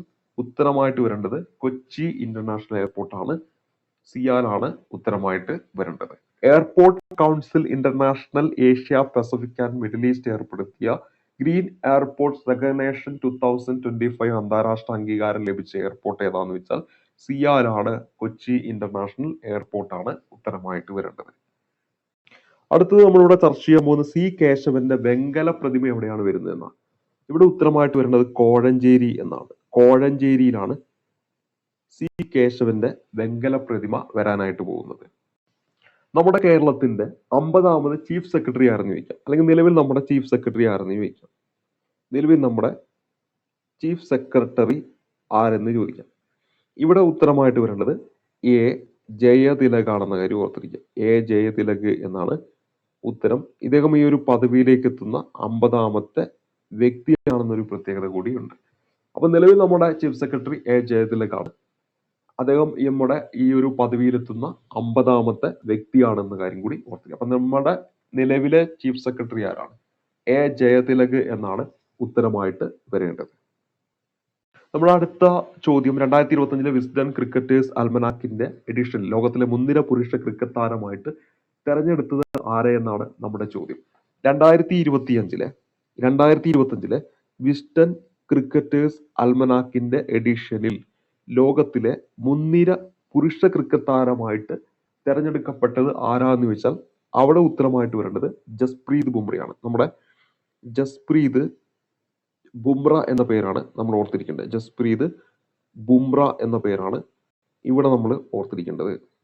ഇനി ഇതിൽ വനിതാ താരമായിട്ട് തെരഞ്ഞെടുത്തതും ഇന്ത്യക്കാരിയാണ്, സ്മൃതി മന്ദാനയാണ്. ആരാണ്? സ്മൃതി മന്ദാന. അപ്പൊ ഇന്ത്യൻ ക്രിക്കറ്റ് താരമായിട്ടുള്ള സ്മൃതി മന്ദാനയാണ് വനിതാ താരമായിട്ട് തെരഞ്ഞെടുത്തത്. 2025 വിസ്ഡൻ ക്രിക്കറ്റേഴ്സ് അൽമനാക്കിന്റെ എഡിഷനിൽ ലോകത്തിലെ മുൻനിര പുരുഷ ക്രിക്കറ്റ് താരമായിട്ട് തെരഞ്ഞെടുത്തത് ജസ്പ്രീത് ബുംറയാണ്. ഇതില് വനിതാ താരമായിട്ട് തെരഞ്ഞെടുത്തത് സ്മൃതി മന്ദാനയാണ്. നമ്മളുടെ ജസ്പ്രീത് ബുംറ എന്ന പേരും സ്മൃതി മന്ദാന എന്ന പേരും ഓർത്തിരിക്കുക.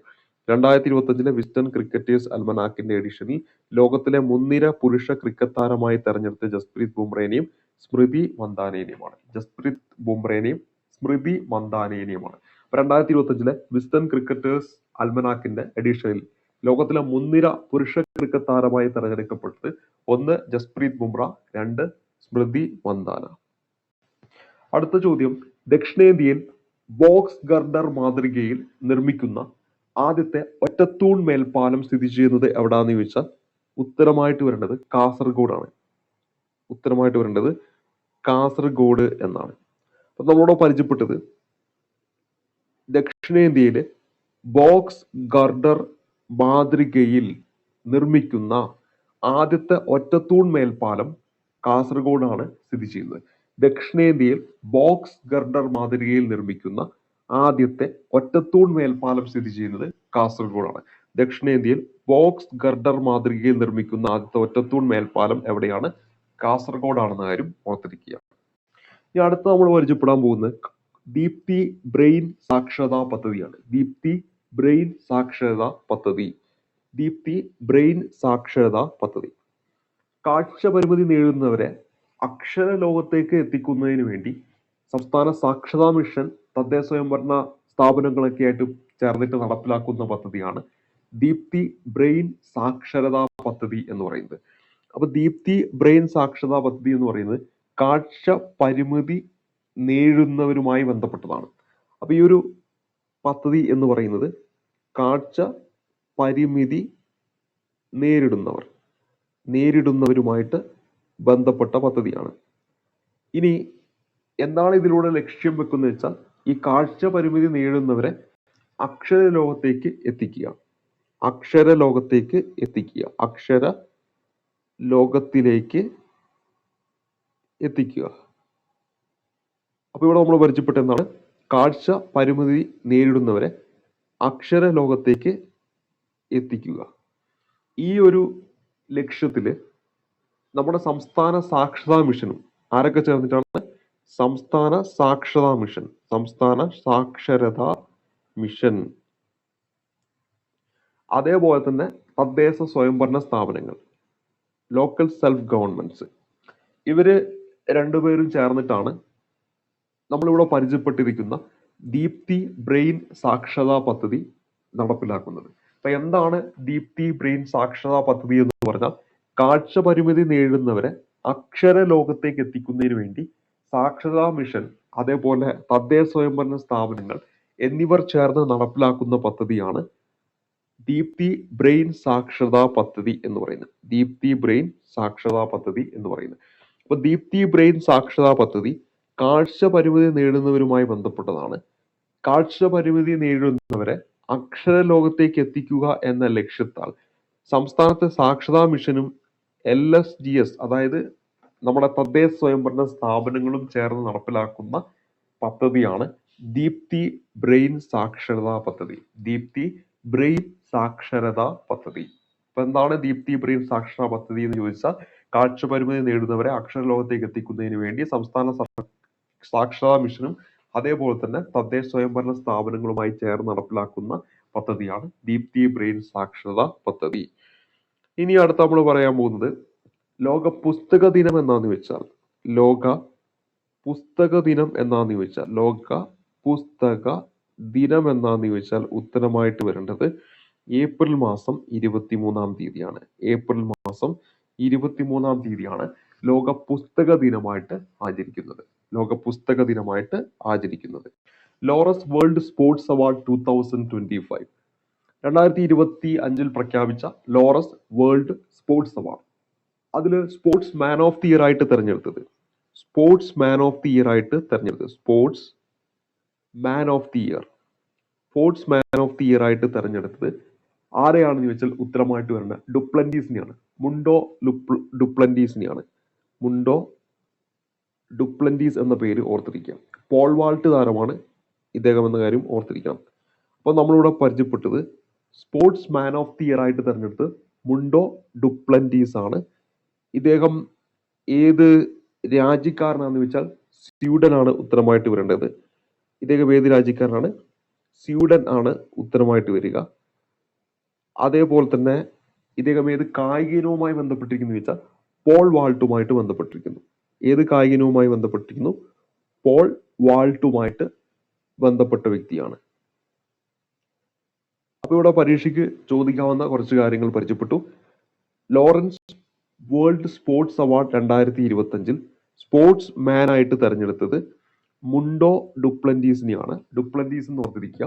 ഇദ്ദേഹം പ്രസിദ്ധനായിട്ടുള്ള പോൾ വാൾട്ട് താരമാണ്. സ്വീഡനാണ് ഇദ്ദേഹത്തിന്റെ രാജ്യം. ഇത്രയും കാര്യങ്ങളാണ് നമ്മളിവിടെ പരിചയപ്പെട്ടത്.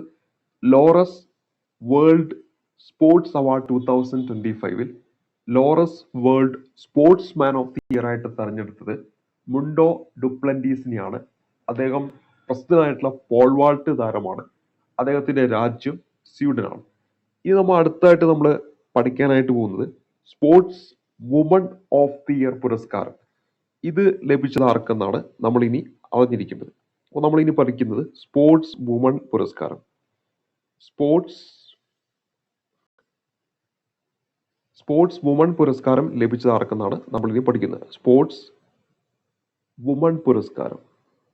അപ്പോൾ sports woman of the year ആയിട്ട് തെരഞ്ഞെടുത്തത്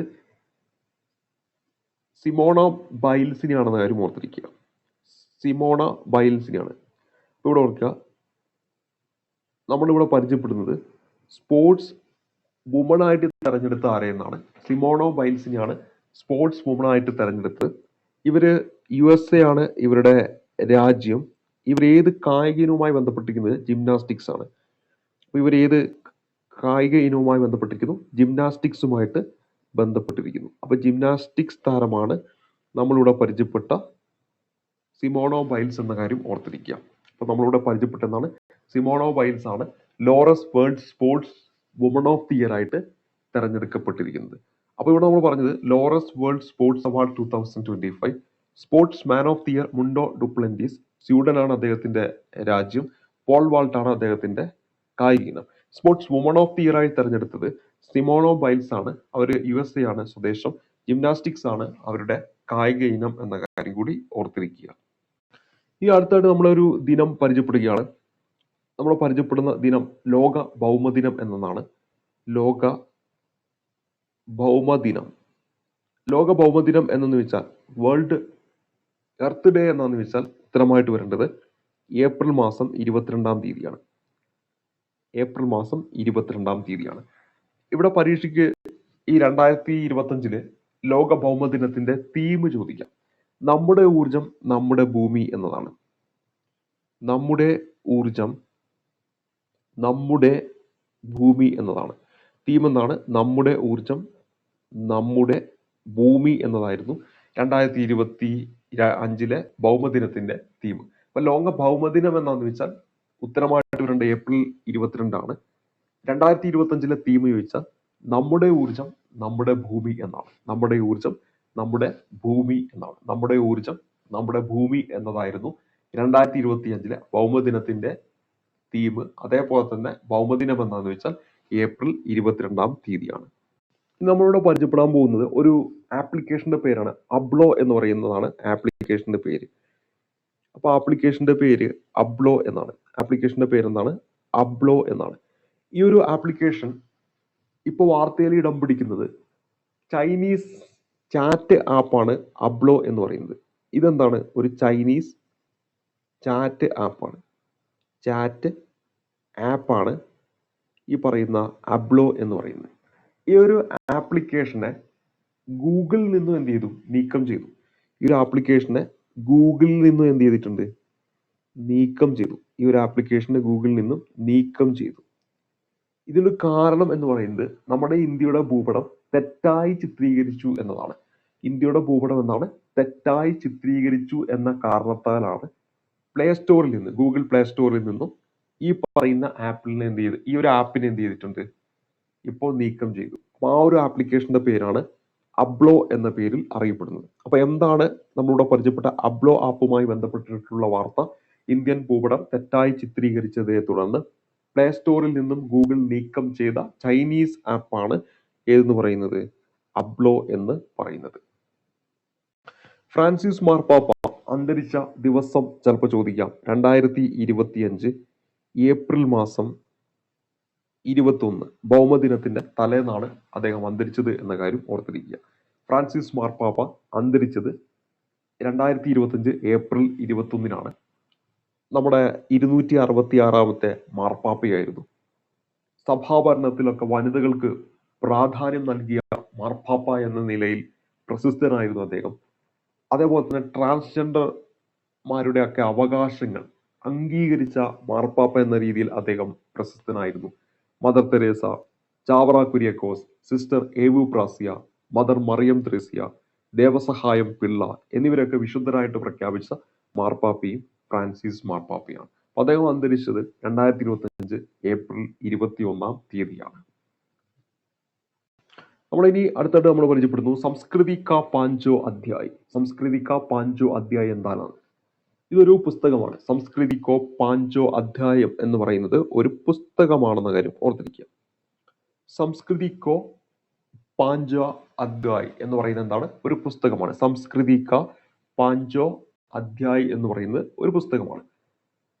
സാംസ്കാരിക വിഷയങ്ങളെ പറ്റി നമ്മുടെ പ്രധാനമന്ത്രി നരേന്ദ്രമോദി നടത്തിയ പ്രസംഗങ്ങൾ ഉൾക്കൊള്ളിച്ചുകൊണ്ട് പുറത്തിറക്കുന്ന ഒരു പുസ്തകമാണ് ഇത്, സംസ്കൃതിക്ക പാഞ്ചോ അധ്യായ് എന്ന് പറയുന്ന പുസ്തകം. അപ്പൊ പ്രധാനമന്ത്രിയുടെ സാംസ്കാരിക വിഷയങ്ങളെ പറ്റിയുള്ള പ്രസംഗങ്ങളൊക്കെ കൂട്ടിച്ചേർത്തുകൊണ്ടുള്ള ഒരു പുസ്തകമാണ് സംസ്കൃതിക്ക പാഞ്ചോ അധ്യായ് എന്ന് പറയുന്ന പുസ്തകം. ഭാരതീയ സംസ്കാരം, പാരമ്പര്യം, ആധ്യാത്മിക മൂല്യങ്ങൾ, പൈതൃകം തുടങ്ങിയ വിഷയങ്ങളെ പറ്റി 10 വർഷത്തിനിടെ 10 വർഷത്തിനിടെ അദ്ദേഹം നടത്തിയ 34ഓളം പ്രഭാഷണങ്ങളുണ്ട്. 34ഓളം പ്രഭാഷണങ്ങൾ ആണ് ഈ ഒരു പുസ്തകത്തിൽ ഉൾപ്പെടുത്തിയിരിക്കുന്നത്. നമ്മൾ പറഞ്ഞെന്താണ്, സാംസ്കാരിക വിഷയങ്ങളെ പറ്റിയുള്ള പ്രധാനമന്ത്രി നരേന്ദ്രമോദി നടത്തിയ പ്രസംഗങ്ങൾ ഉൾക്കൊള്ളിച്ചുകൊണ്ട് പുറത്തിറക്കുന്ന പുസ്തകമാണ് സംസ്കൃതിക്ക പാഞ്ചോ അധ്യായ് എന്ന് പറയുന്ന പുസ്തകം.